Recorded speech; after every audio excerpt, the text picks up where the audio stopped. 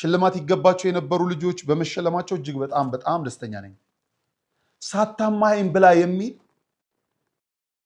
ከባህል ያፈነገጠ ልብስን ለኛ ሚዲያ ስለማይመጥን የዚህችን ልጅ አለባበስ መምጣት ስለማልፈልግ ነው 3 ሚሊዮን ብር ነው ምናምን ፈጀብኝ ብላ ስታወራ ነበር። እንዴት ሰው በራሱ ገላ እንኳን አያፍርም? እኔ በሰው አፍሬያለሁ፣ በሷ አፍሬያለሁ። እንዴት ሰው ስለ ቤተሰቡ አይጨነቅም? ሴት መስለው ተልመጥምጠው የመጡ ደግሞ አሉ። የሴት አለባበስ ቦርሳቸውን ሸክፈው። ጎበዝ፣ ወዴት እየሄድን ነው?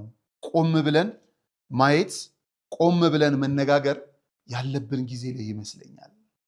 እኔ ያስገረመኝ ምናልባት ሀገርን እየመሩ ያሉ ሰዎች እንኳን በዛን ሰዓት እያዩ ያሉት የሀገሪቱ መሪን ፕሬዘንቴሽን አይመስለኝም። የሆነ የግንኙነት መተላለፍ ያለ ይመስለኛል። እንግዲህ ሽልማቱ ሲጀመር ብሩክ ኒውስ የቀራኔው ንጉስ ጌታችን መድኃኒታችን ኢየሱስ ክርስቶስን አመሰግናለሁ በሚል ከእውነተኛ ልብ የመነጨ ምስጋና አቀረበ በመድረኩ ላይ። ስለዚህ ማንኛውም ሰው ሽልማትን ሲወስድ በመጀመሪያ ሊያመሰግን የሚችለው አምላኩን ነው። ምንም ጥርጥር የለው። ከዛ በጣም የምንወዳት እህታችን ማስተዋል ደግሞ ወጣች። ለሁላችሁም ሽልማት አለኝ ብላ ኢየሱስን ተሸለሙ አለች። ቀራራል። ምንም ሊልም የሚችል ነገር የለም። በጣም እኔ ግን የገረመኝ ኢየሱስን ከሸለመች በኋላ ዋንጫ መሸለም አልነበረባትም ነው ባየኔ።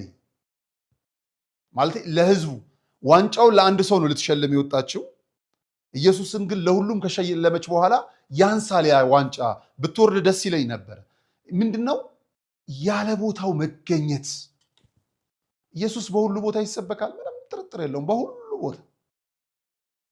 ነገሮች ግን አገባብ አላቸው። ሁሉ